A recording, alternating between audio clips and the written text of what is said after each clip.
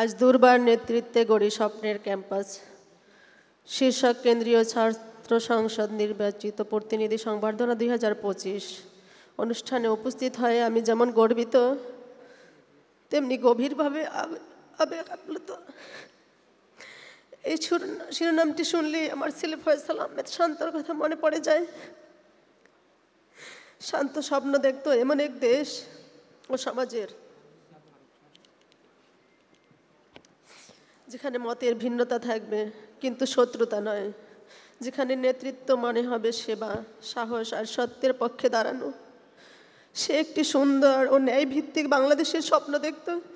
সে চেয়েছিল এদেশের প্রতিটি নাগরিকের মৌলিক অধিকার নিশ্চিত হোক, প্রতিটি যুবকের মেধা ও শ্রমের সঠিক মূল্যায়ন হোক। সে বিশ্বাস করত একজন সত্যিকারের তরুণ নেতা তার দেশের মানুষের পাশে থাকবে, অন্যায়ের প্রতিবাদ করবে আর ন্যায়ের জন্য কথা বলবে। সেই বিশ্বাসী জুলাই বিপ্লবে সে নিজের জীবনকে বিলিয়ে দিয়েছে, যাতে পরবর্তী প্রজন্ম ভয় নয় স্বপ্ন নিয়ে এগিয়ে যেতে পারে।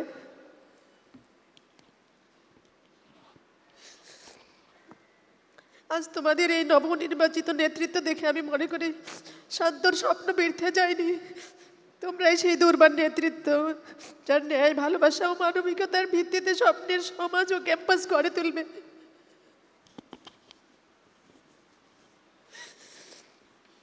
আমার সন্তানকে আমি হারিয়েছি, কিন্তু তার আদর্শ আজও বেঁচে আছে তোমাদের হৃদয়ে, তোমাদের কাজের ভিতরে। আল্লাহ যেন তোমাদের সঠিক পথে রাখেন, সাহস ও প্রজ্ঞা দান করেন, এই দোয়া করি। আর আমার ছেলের আত্মা যেন শান্তি পায় এই ভেবে যে দেশের তরুণরা এখনো জেগে আছে, স্বপ্ন দেখে এগিয়ে যায়। তোমরা আমার শান্তমনের জন্য দোয়া করো, আল্লাহ যেন তার শাহাদাত কবুল করে, জান্নাতের সুউচ্চ মাকাম দান করে। আমার একমাত্র সন্তান শান্তমণিকে নিয়ে আমার অনেক স্বপ্ন ছিল। তাকে সুশিক্ষায় শিক্ষিত করার জন্য আমি বিদেশে পাঠাবো, লেখাপড়া করার জন্য। লেখাপড়া শিখে সে বড় একটা অ্যাওয়ার্ড নিয়ে আসবে, আমি সেখানে সেরা মা হব। আল্লাহ তাআলা আমার সেই স্বপ্ন এভাবে পূরণ করবে আমি তো কল্পনাও করি না। আল্লাহ তাআলা আমাকে একজন শহীদের মা হিসাবে এত বড় অ্যাওয়ার্ড দিয়েছে। আল্লাহর ফয়সালাই চূড়ান্ত ফয়সালা, আমরা তার ফয়সালা শুকরিয়া আদায় করছি, আলহামদুলিল্লাহ। এটা ভেবেই মনকে এখন সান্ত্বনা দিয়ে হয়তো তার রক্ষণাবেক্ষণের জন্য আমি আর উপযুক্ত ছিলাম না, আল্লাহ তাআলা তার জিম্মায় নিয়ে গেছেন।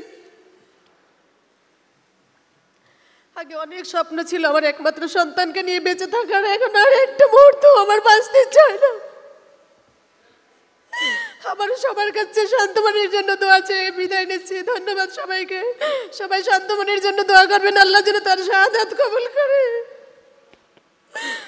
ধন্যবাদ সবাইকে। আসসালামু আলাইকুম ওয়া রাহমাতুল্লাহ।